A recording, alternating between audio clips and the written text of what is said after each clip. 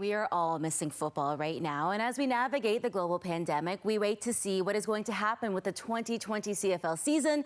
The CFL and TSN, they've come together and created something really special. TSN has announced a brand new show, CFL 2020, airing Fridays on TSN. The first episode just aired a few days ago, and to tell us all about it, joining me now is CFL on TSN analyst, CFL Legend, Grey Cup champion Henry Burris. Welcome to the show.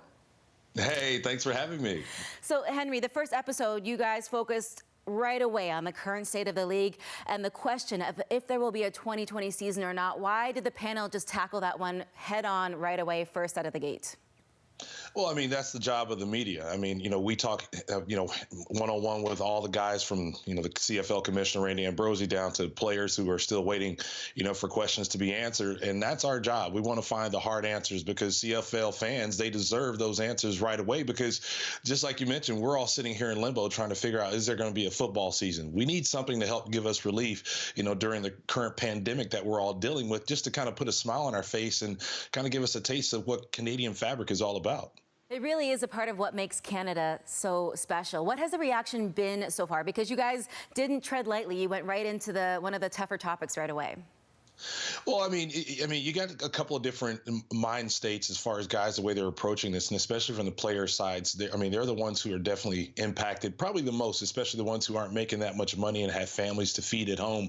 They got to make the tough decision. Do I go out and try to find that job and start working towards my next career, maybe into the future, and really forget about football? Or do I try to hold on to that glimmer of hope that hopefully football can happen? And I mean, you're even seeing adjustments happening with coaching staffs where now they're going to be using probably a couple less positions in that coaching as far as front office and the coaching staff that they once had. So there's so many things happening here, but at the end of the day, we're talking about people's lives and their jobs. So a lot of guys are walking on eggshells right now.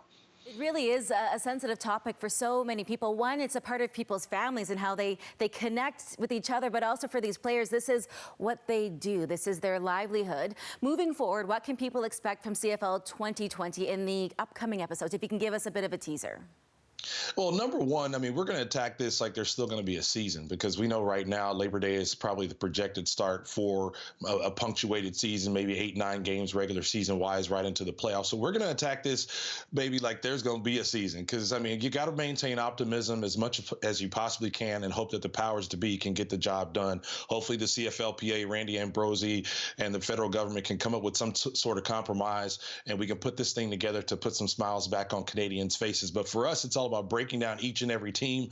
Of course, we're going to be starting with the Winnipeg Blue Bombers. Unfortunately, Saskatchewan, they won the Grey Cup last year if you weren't around, but we got to show them their due diligence in moving forward and seeing how that's going to work out. And we're going to pick different teams each week. I can't give you the order. I can't give that away, but just know Saskatchewan's coming up in a couple of weeks. But we're going to break down each team as far as what they're bringing to the table and what their chances are to hopefully win that Grey Cup, hopefully if we can have it here this year in 2020. Absolutely.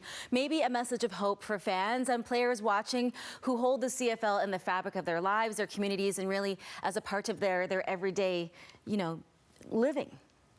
Yeah, definitely. I mean, when it comes to the guys, I mean, players can't wait to get back to rub shoulders with fans, to make a difference in their community, and especially making a huge impression on the next generation, that being the kids. I mean, that's what these guys look forward to. It's not just about being on the field, winning games and being productive and getting every crowd, every sold-out crowd to go crazy, and especially there at the beautiful Mosaic Stadium, the best stadium in the entire league and best fan base. But they look forward to just making that impression and making people's lives that much better. And that's what makes the CFL, not only the fans, the league, and also the players, the best league in the entire world, is that it's all about us together as one. And without that, we all are experiencing that right now. It's not a reality that we all want to enjoy. Absolutely. The show airs on Friday night, CFL on TSN. Henry, thank you so much for joining us. Make sure you tune in. You won't want to miss it. Thank you so much. Thank you.